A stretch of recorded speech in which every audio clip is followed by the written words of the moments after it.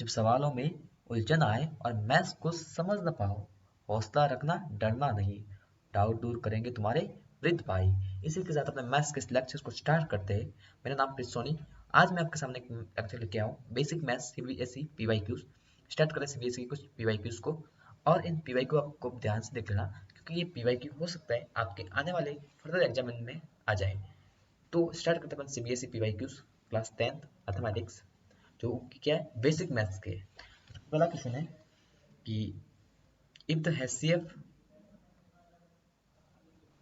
if the HCF of two positive integer a and b is 1 then find their LCM।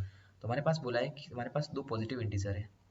एक तो integer क्या है, a है, एक इंटीजर क्या है, b है, और इनका HCF कितना है, 1 है। कितना है, 1।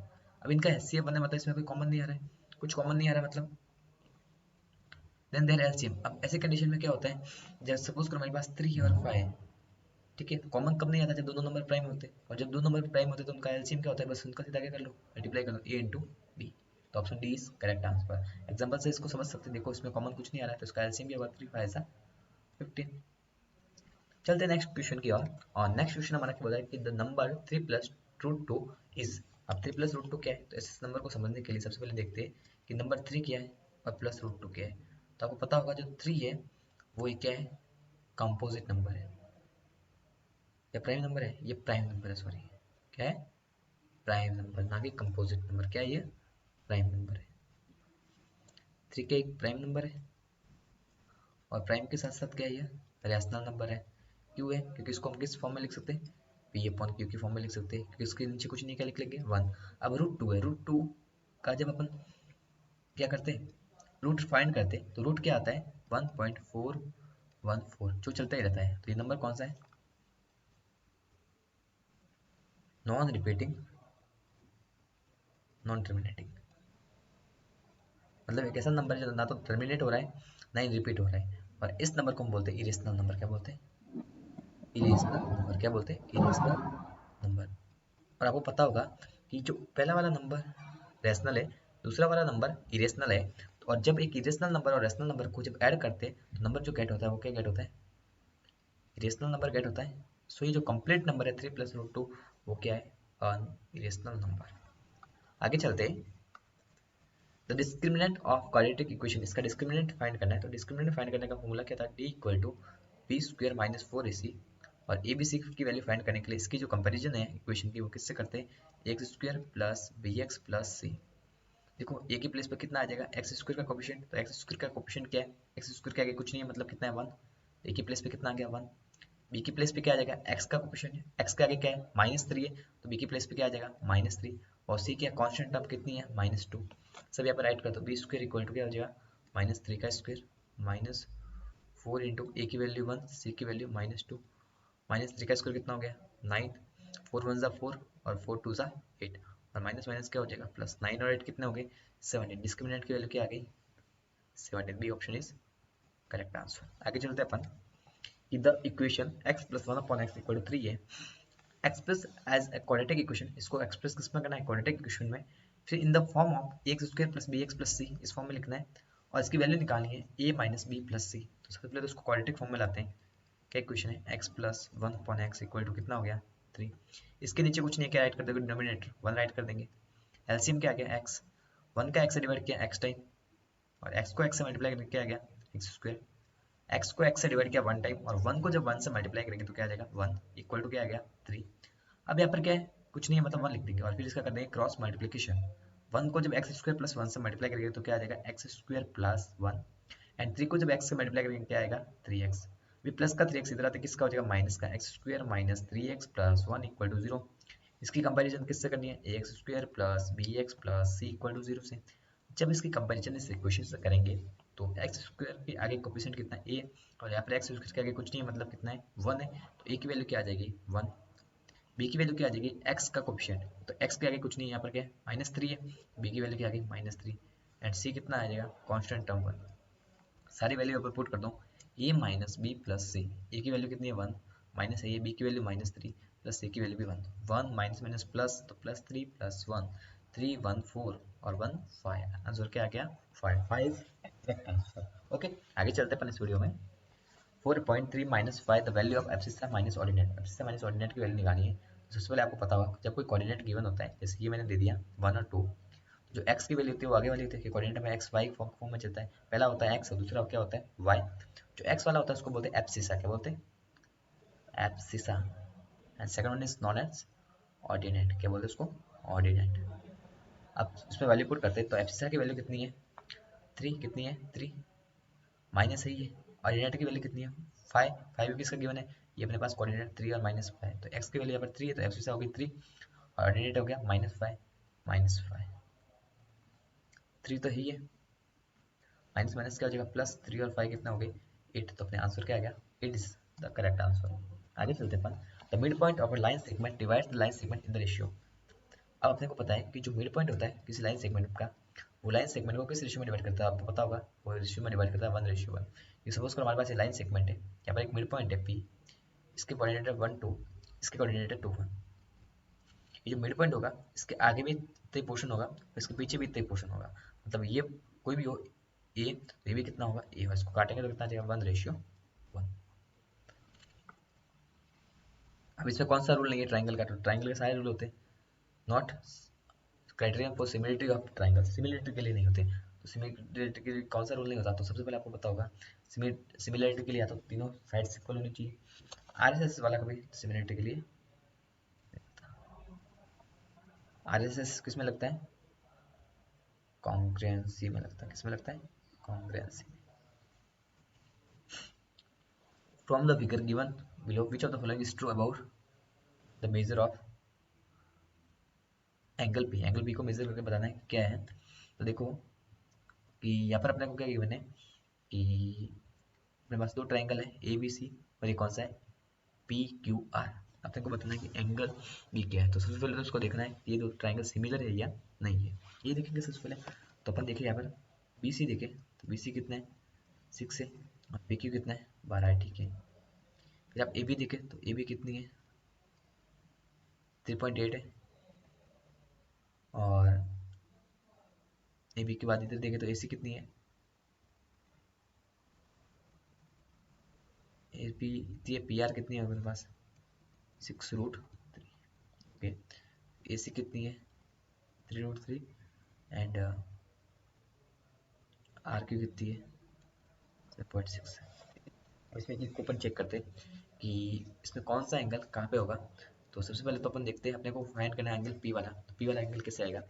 तो यहाँ पर अपन देखें तो B C upon B Q ये होगा 6/12 इक्वल टू 3/8 ऑफ 6, ये 3.8, और अपॉन में क्या आ जाएगा 7.6 ले लें, ये देखो कट जाएंगे इससे। और यहाँ पर 3√3 अपॉन 6√3। देखो सबको काटेंगे तो क्या आ रहा है 6 1 जा 6, 6 2 जा 12।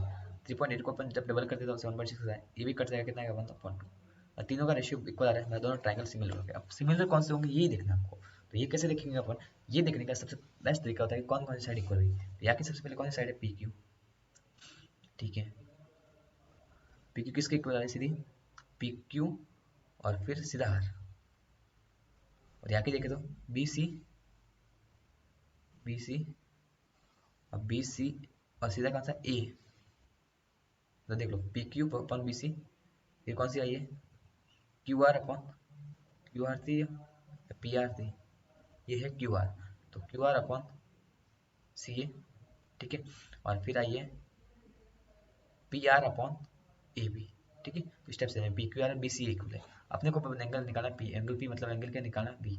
एंगल बी यहाँ पर कितना है 60 डिग्री गिवन है क्वेश्चन में, देख लो एंगल बी 60 डिग्री, तो ये एंगल पी भी है वो भी कितना हो जाएगा 60 डिग्री। कितना हो जाएगा 60 डिग्री। ओके, ये अपन ने किस कॉन्सेप्ट से किया है सिमिलरिटी के कॉन्सेप्ट से किया है, सिमिलरिटी के कॉन्सेप्ट से। सबसे पहले तो सिमिलर देखा आपने, सिमिलर देखने के बाद आपको पता होगा ये दोनों ट्रायंगल क्या है एक दूसरे के सिमिलर है। ये सिमिलर है तो इसके जो कॉरस्पॉन्डिंग पार्ट होते हैं, मतलब इसके कॉरस्पॉन्डिंग एंगल कॉरस्पॉन्डिंग साइड से क्या होती है इक्वल होते हैं, कॉरस्पॉन्डिंग पार्ट्स आर इक्वल। आगे चलते हैं नेक्स्ट क्वेश्चन क्या।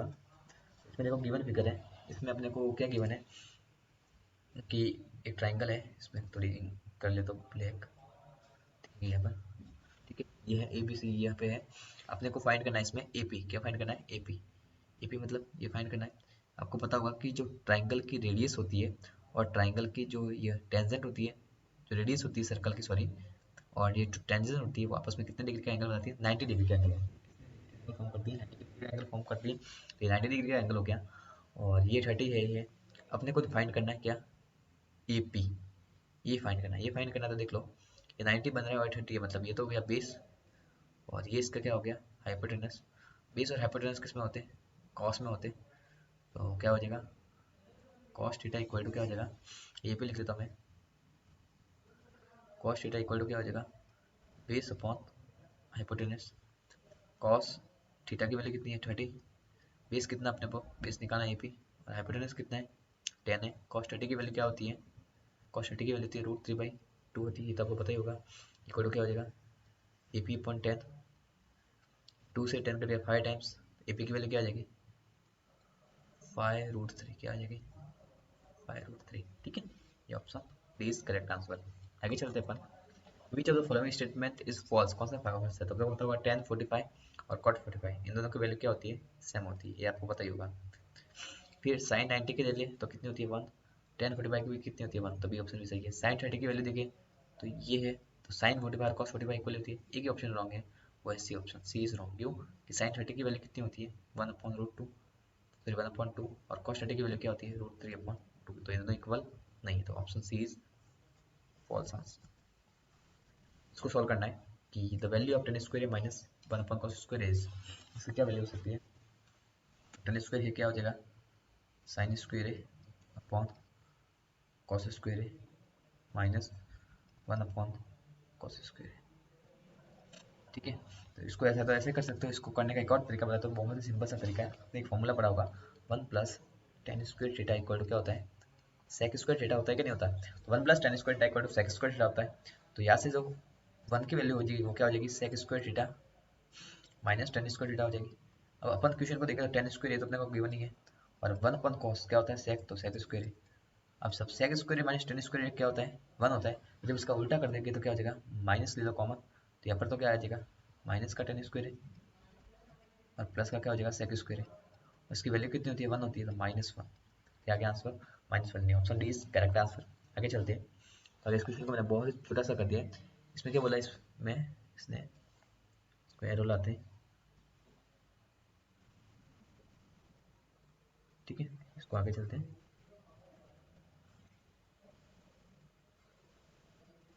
तो ऐसे ही होगा। तो इस क्वेश्चन में ऐसा था कि जो अपने को एक फिगर गिवन थी, इसमें इस पर निकालना था, पेरीमीटर फाइंड करना है। क्या फाइंड करना है? पेरीमीटर। और सर्कल गिवन है, ये इसके आर्क देख लो, आर्क कितनी है? एल है, और 2 रेडियस से आ रहा है, ये भी आ रहा है और ये भी आ रहा है, तो कितना हो जाएगा पेरीमीटर? आर ये और एल ये, एल प्लस कितना हो गया? 2r। ये क्या हो गया इसका पेरीमीटर, साइड रीजन का। Ratio of the area of quadrant of circle to the area of the same circle. Quadrant of circle का एरिया निकालना है, और उसका रेशियो है वो सेम सर्कल से कितना होगा? तो क्वाड्रेंट का एरिया कितना होगा? ऐसे देख लो कि क्वाड्रेंट का एरिया जो 1/4, सर्कल का एरिया कितना of circle pi r square के, और सर्कल का एरिया का जगह पाई आर स्क्वायर से पाई आर स्क्वायर क्या हो गया? कैंसिल आउट हो गया। इनके एरिया का रेशियो कितना हो जाएगा? 1/4। आगे चले अपन। तो for which of the following solid is the lateral curve surface area and total surface area in the same? ऐसा कौन सा जो सॉलिड है जिसका कर्व सरफेस एरिया सी ए से और टी ए से इक्वल होता है? तो वो सिर्फ स्फीयर है, बाकी सब में आपको इक्वल नहीं मिलेगा। स्फीयर में आपके जो टी ए से और सी ए से क्या होता है? इक्वल होता है। टी ए से मतलब टोटल सरफेस एरिया, और सी ए से means curve surface area. The random experiment of throwing dice which of the following is sphere event? तो स्फीयर इवेंट जिसको हम पॉसिबल इवेंट भी बोलते हैं, तो वो कौन सी होती है? स्फीयर इवेंट वो होती है, श्योर इवेंट, जिसकी जो प्रोबेबिलिटी होती है वो क्या गेट होती है? 1 होती है। जिस इवेंट की प्रोबेबिलिटी 1 गेट होती है उस इवेंट को हम क्या बोलते हैं? श्योर इवेंट बोलते हैं। अपने पास देख लो, सबसे पहले getting an odd number is less than 7, 7 से लेस देन ऑड नंबर कौन कौन से? तो 1, 3, 5। गेटिंग एन इवन नंबर है 2, 4, 6। अब इनकी प्रोबेबिलिटी अपन देखें तो कितनी आएगी? 1/2 आएगी। इसकी भी देखें तो 1/2। सारे के सारे जो आउटकम है वो इसमें नहीं आ रहे, 3 आउटकम से आ रहे। लेकिन अपन बात करें getting a natural number less than 7, तो 7 से लेस देन नेचुरल नंबर सारे कौन कौन से? 1, 2, 3, 4, 5, 6। अब इसको अपन काउंट करते हैं, पूरा सैंपल स्पेस बन गया, नहीं बन गया? सैंपल स्पेस बन गया, तो इसकी प्रोबेबिलिटी भी कितनी आ जाएगी? 1/1, यानी क्या आ जाएगी? 1 आ गई। 6/6 यानी क्या आ जाएगी? 1 आ गई। तो जिसकी प्रोबेबिलिटी 1 आती है उसको बोलते हैं हम श्योर इवेंट। तो ऑप्शन डी इज यहाँ पर क्या है?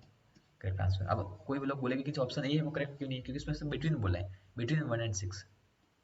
तो 1 एंड 6 इंक्लूड नहीं है, ये तो इंक्लूड नहीं है, तो क्या आ जाएगी? 2 तो ऐसे कट जाएंगे, ये 4 नंबर बचेंगे, तो 4/6 बचेगा, तो कितना आ जाएगा? 2/3 आ जाएगा। इस वजह से ये क्या है, श्योर इवेंट नहीं है। आगे चले तो हमारे पास यहाँ पर गिवन है एजिटेशन एंड इसके रीजन गिवन है। If for any two natural number A and B the LCM of A and B is a factor of the LCM of A and B. ये दो नेचुरल नंबर है हमारे पास A and B, example लेते हैं जैसे 10 and 20 है, ये दो नेचुरल नंबर है, LCM of A and B, तो इसका एलसीएम क्या आ गया, इसका एलसीएम क्या आ गया, 10 आ गया।